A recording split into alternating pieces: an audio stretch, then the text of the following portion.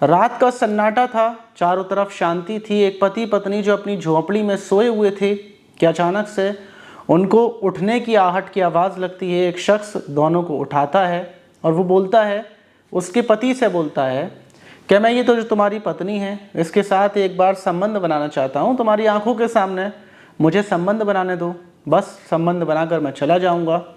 लेकिन ये सुनते ही पति आग बबूला हो जाता है। भला कोई पति अपनी पत्नी के साथ संबंध कैसे बनवा सकता है? और ये सुनते ही जो दूसरा शख्स था वो पहले पति की हत्या करता है, पति को मारता है उसकी पत्नी की आंखों के सामने और फिर उसको ज़मीन पर गिरा देता है और उसके बराबर में ही उसकी पत्नी को लिटाता है और पति की लाश के बगल में लेटकर उसकी पत्नी के साथ रात भर संबंध बनाता है और सुबह तक बड़े ही सुकून के साथ सोता है।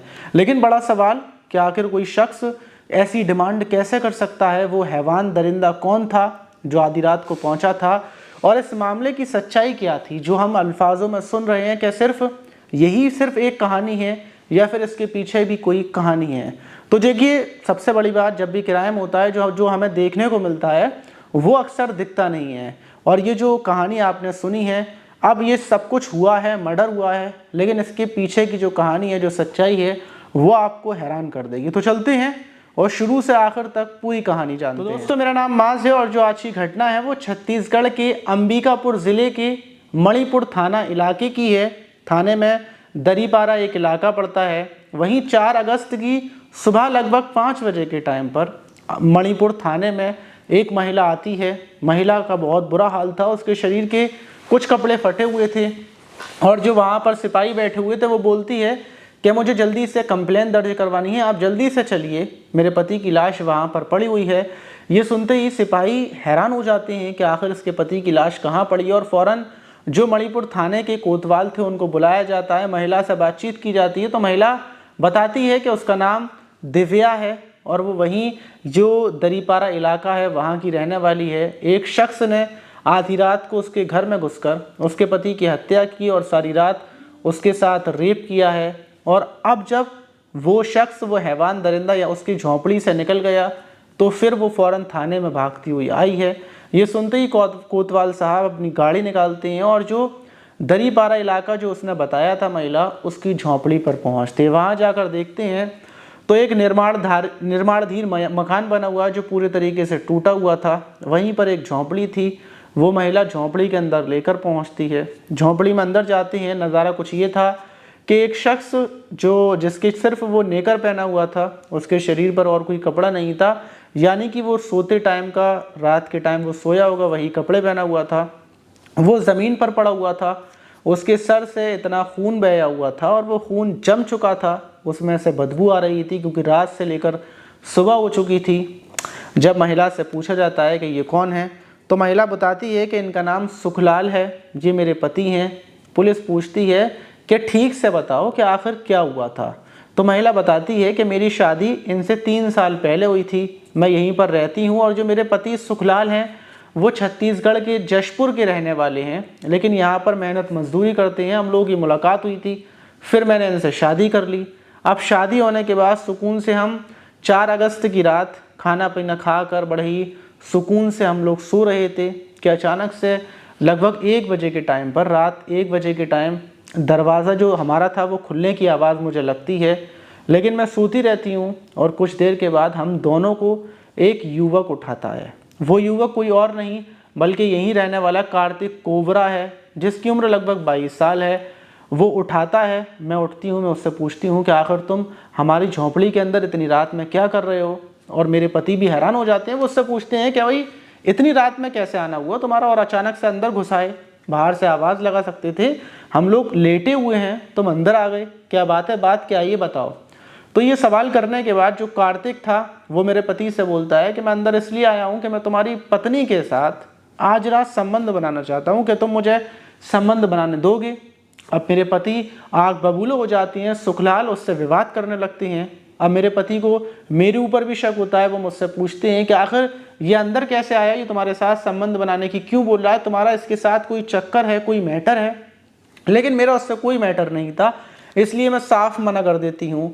और फिर मेरे पति का उससे विवाद होता है, विवाद होते होते दोनों के बीच बहस हो रही थी, मैं खड़े हुए देख रही थी कि अचानक से जब मेरे पति उसको घर से जो झोंपड़ी से बाहर निकालने के लिए धक्का देते हैं तो वो वहीं पर पड़ा हुआ डंडा उठाता है और मेरे पति के सर में मारता है। पति ज़मीन पर गिरते हैं, उनके सर से खून निकल रहा था, वो उनके गले को दबा लेता है। मैं तमाम बचाने की कोशिश करती हूँ अपने पति को, लेकिन बचाने में नाकाम रहती हूँ क्योंकि उसके हाथ में डंडा था, वो मुझे भी मार देता। और फिर वो मेरे पति की लाश के बराबर में मुझे वहीं पर ज़बरदस्ती लिटाता है और फिर वो जब तक उसकी हवस पूरी नहीं हो जाती वहाँ पर मेरे साथ ज़बरदस्ती रेप करता है। रेप करने के बाद वो मुझे वहीं पर लिटाए रहता है, मैं लेटी रहती हूँ, अगर मैं उठती तो मुझे मार डालता। ये पुलिस कहानी सुनने के बाद जो उसकी कहानी, पत्नी की कहानी सुनती है, पुलिस फ़ौरन छानबीन में लग जाती है और जो कार्तिक कोबरा था जो फरार हो गया था उसको ढूंढने में लग जाती है, क्योंकि सारे सवालों के जवाब उसी के पास थे। और बड़ी हैरान करने वाली बात थी कि भला कोई शख्स ऐसे कैसे आ जाएगा घर के अंदर आकर और वो भी पत्नी से संबंध बनाने की डिमांड करने लगे। पुलिस कुछ ही घंटों की मेहनत के बाद कार्तिक कोबरा को एक शराब के ठेके पर शराब पीते हुए पकड़ लेती है मुखबिर की सूचना पर। और सबसे बड़ी बात, ये जो मुखबिर होते हैं ये कहीं से भी पुलिस को सूचना दे ही देते हैं क्योंकि इनको पैसे मिलते हैं। और जब पुलिस को सूचना मिलती है कार्तिक कोबरा को गिरफ्तार कर लिया जाता है। अब कार्तिक कोबरा से सच्चाई पूछी जाती है कि आखिर सच्चाई क्या है, तुम अचानक से कैसे किसी के भी घर घुस गए। तो कार्तिक कोबरा बताता है कि सर, मेरा घुसने का कोई इरादा नहीं था, ना ही मैं घुसना चाह रहा था। जो वो महिला है वो मेरी प्रेमिका थी, उसने मुझे बुलाया था। पुलिस और मारती है कार्तिक कोबरा को, ठीक से बताओ, सच बताओ, अगर उसने बुलाया होता तो वो झोंपड़ी के अंदर तुम्हें क्यों बुलाती, बाहर भी तुमसे मिल सकती थी। फिर कार्तिक कोबरा को जब ज़्यादा मारा जाता है तो वो बोलता है कि मैं बिल्कुल सच बताता हूँ, बात को ज़रा सी भी नहीं घुमाऊंगा। वजह यह है कि जब जो महिला है, जो उसकी पत्नी थी दिव्या, उसकी शादी से पहले 4-5 साल पहले वो यहीं पर मजदूरी करती है और उससे पहले वो मेरी प्रेमिका थी, मेरी झोंपड़ी में मेरे साथ रहती थी, मैं उसके साथ संबंध बनाता था। लेकिन मेरा मन उससे पूरे तरीके से भर गया, मैंने उसको छोड़ दिया, उसके साथ रहना बंद कर दिया। और इसने 2 साल पहले से ही ये दोनों एक दूसरे के साथ रह रहे थे, इन लोगों ने कोई शादी वादी नहीं की थी, शादी अभी आकर कुछ टाइम पहले की है। लेकिन ये मेरी पहले से प्रेमिका थी और अक्सर ये मुझे मिलने के लिए बाहर बुलाती थी, मेरे साथ संबंध बनाती थी। लेकिन उस दिन कुछ दिन से ही इसने मुझसे बातचीत करना पूरे तरीके से बंद कर दी और मुझसे संबंध बनाना ही बंद कर दिए। और उस रात को मेरा दिमाग इतना ज़्यादा ख़राब था कि मैं बाहर बैठा हुआ था और ये अपने पति के साथ अंदर खाना खा रही थी, उसके साथ लिपट कर चिपट कर लेटी हुई थी। ये मुझसे कैसे बर्दाश्त होता। पहले मैंने झोंपड़ी में से झांक कर देखा और ये लोग एक दूसरे के साथ जब बिल्कुल करीब थे तो मेरा दिमाग ख़राब हो जाता है। और मैं उसके पति को अंदर बताने के लिए आया था कि तुम्हारी जो पत्नी है उससे मेरे पहले से संबंध थे। लेकिन उसका पति ये बोलने लगा कि ठीक है, मेरे संबंध थे लेकिन अब ये मेरी पत्नी है, तुम यहाँ से जाओ।